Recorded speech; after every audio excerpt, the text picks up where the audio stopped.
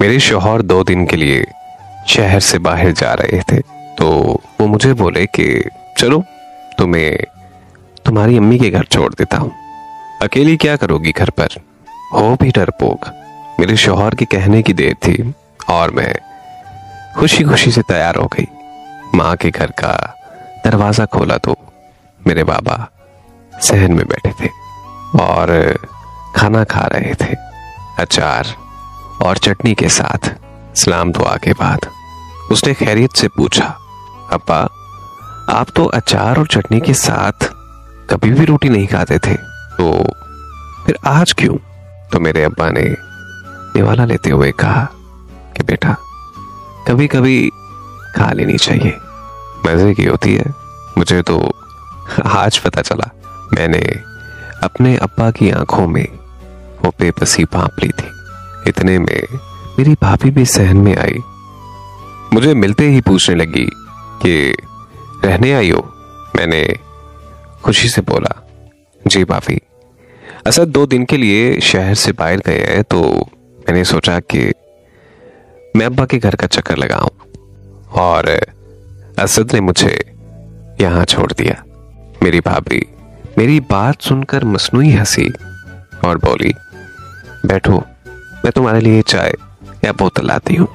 मैंने भी अपने अम्मा अब्बा के बर्तन समेट कर कहा, चलो मैं भी अपनी भाभी की हेल्प करवा लेती हूँ और मैं अपने भाई से भी मिल लेती हूँ। मैंने अपने अब्बा अम्मा के बर्तन किचन में रखे और अभी मैं अपने भाई के कमरे की दस्तक देने ही वाली थी कि अंदर से भाई और भाभी की आवाजें सुनाई थी।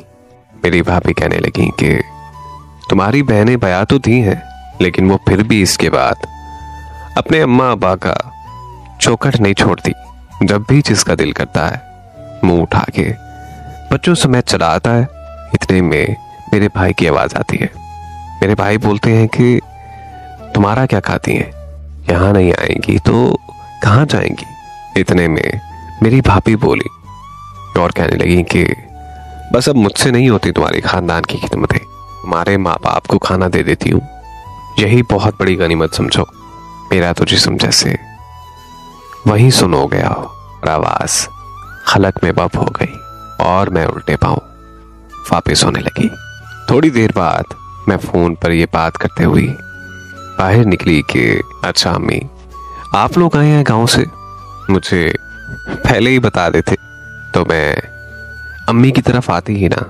चले आप परेशान ना हो, मैं अभी वापस आ रही हूँ। बल्कि आप ऐसा करें कि आप साथ ही राबी आपी के घर बैठे, मैं बस थोड़ी ही देर में आई। मेरे अम्मा अब्बा हैरान होते हुए कहते, बेटा क्या बात हुई है। तो वो बोली, अब्बा जी असद की अम्मा आई है और मेरा इंतजार कर रही है, मैं उन्हें कैसे छोड़ दूं। मैं फिर आऊंगी इंशाअल्लाह। अभी आप मुझे इजाजत दें। मैं अपने आंसुओं को हलक में उतारते हुए अपने दोनों माँ बाप से मिली तो बाबुल का घर फिर आंख आती। जब मैं वापस आ रही थी तो मुझे एक एक कदम एक एक मन का महसूस हो रहा था और अपने होठों को चबाती चली गई जैसे मैं खुद को हौसला दे रही हूँ। मुझे फिर वो बात याद आई, फसलें जो काटी जाएं उगती नहीं है, बेटियां जो भी आई जाएं मुड़ती नहीं है।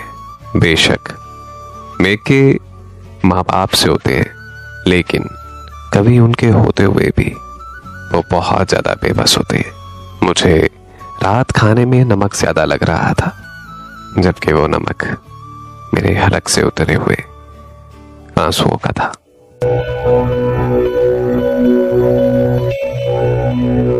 Thank you.